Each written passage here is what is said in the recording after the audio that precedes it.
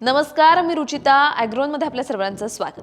शेताला पाणी देताना त्यामध्ये क्षारांचं प्रमाण किती आहे ही अगदी दुर्लक्ष केली जाणारी पण महत्त्वाची बाब.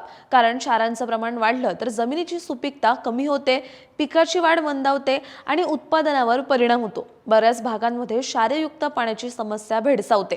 पण पाणी क्षारयुक्त म्हणजेच खारट का होतं बरं? आणि जरी झालं तर त्यावर उपाय काय करायचे हेच आपण आजच्या व्हिडिओमधून जाणून घेणार आहोत.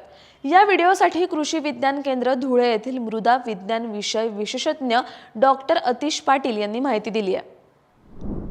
मुळात सिंचनाच्या पाण्यात क्षार वाढण्याची अनेक कारणं असतात. नगदी पिकांसाठी म्हणजेच ऊस, कापूस यांना वारंवार जास्त पाणी दिल्यामुळे जमिनीत क्षार साचतात. तसंच जमिनीखालचा खडकाचा प्रकारही पाण्याच्या गुणवत्तेवर परिणाम करतो. आता तुम्ही म्हणाल, खडकाच्या प्रकारावर का बरं परिणाम करते? त्याचं कारण म्हणजे खडक हे खनिजांचे बनलेले असतात. खडकांमध्ये जसे हॅलॉइड, लाइमस्टोन, बेसाल्ट, ग्रेनाइट यांच्यामध्ये calcium, magnesium, sodium chloride, potassium ही खनिजे जास्त प्रमाणात असतात आणि जमिनीतल्या पाण्यात ती झिरपतात. त्यामुळे पाणी क्षारयुक्त बनतं. यासोबत मातीच्या प्रकारावरही क्षार साचण्याचं प्रमाण ठरतं. जसं चिकण मातीच्या जमिनीत पाण्याचा निचरा नीट होत नाही, त्यामुळे चिकण मातीत क्षार साचण्याची शक्यता वाढते. मातीसोबत पिकांमुळेही मातीतलं क्षारांचं प्रमाण ठरतं. कारण वारंवार एकच पीक घेतलं किंवा रासायनिक खतांचा जास्त वापर केला तरी पाणी खारट होतं. याशिवाय काही भागात मुळातच खारट पाण्याचे स्रोत असल्यामुळे क्षारयुक्त पाण्याची समस्या वाढते. पण या क्षारयुक्त पाण्याच्या प्रॉब्लेमला आपण फिक्स करू शकतो. त्यासाठी कोणते उपाय आहेत ते समजून घेऊयात. पहिले तर शेतामध्ये सेंद्रिय खतांचा वापर केला तर जमिनीची रचना सुधारून क्षारांचं प्रमाण कमी करता येऊ शकतं. यासोबत पिकांची लागवड जर वरंब्याच्या बाजूला केली नाही तर मुळांवर परिणाम कमी होतो. आपण जसं पाहिलं की सिंचनाचं पाणी साचलं की क्षार साचतात. त्यामुळे शेतात पाणी साचू नये म्हणून चर खोदून निचऱ्याची व्यवस्था करायची.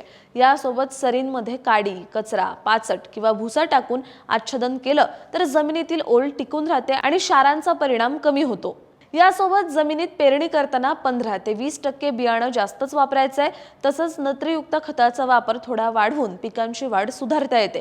क्षार पाणी देताना हलकं, वारंवार आणि मर्यादित सिंचन करावं. शक्य असेल तर तुषार किंवा ठिबक सिंचन पद्धतीचा वापर करायचा आहे.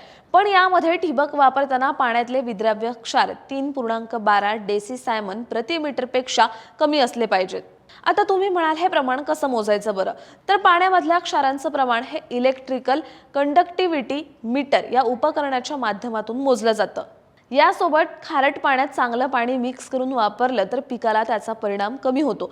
पिकाला पाणी देताना एकाडेक सरी भिजवणं फायदेशीर ठरतं आणि मुळातच पिकांची निवड करताना ते क्षार सहनशील असलेल्या पिकांची निवड करायची आहे.